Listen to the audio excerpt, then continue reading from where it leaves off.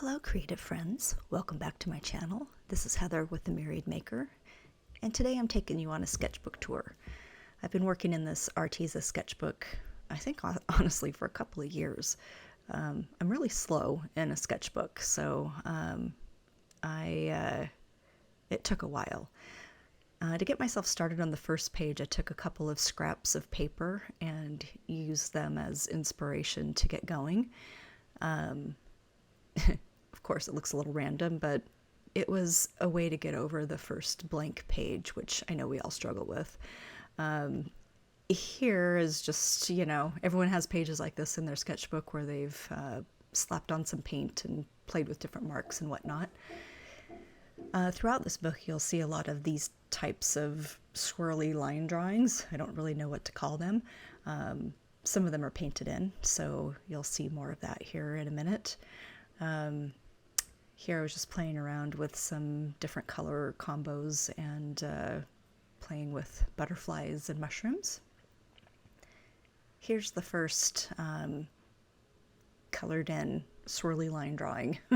I was watching that 70s show, and I was inspired by the colors of that era, so hence the crazy bright colors. This one I layered on, actually just wanted to practice glazing, so this is done in watercolor, and I just built up the colors little by little, and eventually got to a really dark purple. This one will get colored in at some point, I think. Here's where I started practicing some botanicals, learning how to draw leaves in different shapes. The birds are actually a stencil. No, I can't draw something that consistently, repeatedly.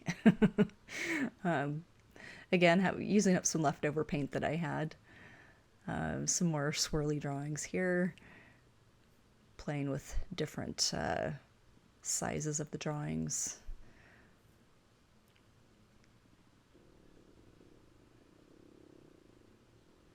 Here's another color swatch page and a very poor attempt at some botanicals. And then I tried again. We have on the left some flowers and gouache, and on the right is watercolor. If you watch my channel this last week, you'll see a video of a speed paint of that one. I'll post it in the description box if you're interested in that. Here's another place where I was using up some paint and just experimenting. More practice of botanicals in watercolor on the left and gouache on the right.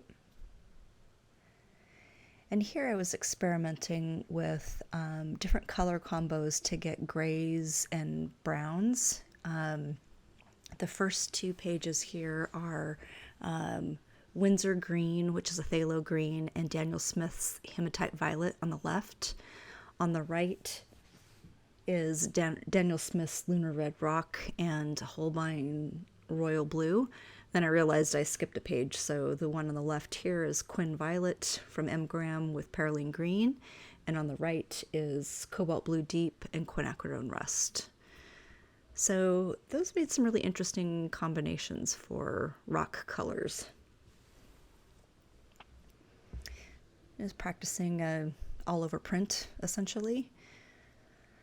This page, this spread was one that I was drawing some inspiration from those shapes in the beginning, and I started out with some dark colors and just added white as I went, and then went back and outlined everything in gold. Here I was working in acrylic gouache, and again, just practicing kind of a all-over print type of thing. On this page, I had been watching Vikings and was inspired by Viking culture and runes, so I made some rune rocks and printed out the meanings below. On this page, I was again experimenting with botanicals in different circular shapes. On the left here, I was playing around with Daniel Smith's Lunar Black. It's a highly granulating black pigment and makes some interesting effects when you mix it with other colors. I really like the blues up top, and that one is a Prussian green and the lunar black. Those four purples on the bottom were my attempt to duplicate Daniel Smith's Moonglow. The far left is the Moonglow, and the other three purples are my attempt at it. I got close, but didn't quite nail it. This page was a disappointment. My white ink was not waterproof, and as some of the pages got damp from heavy washes, it seeped through the paper and made the ink run. Lesson learned.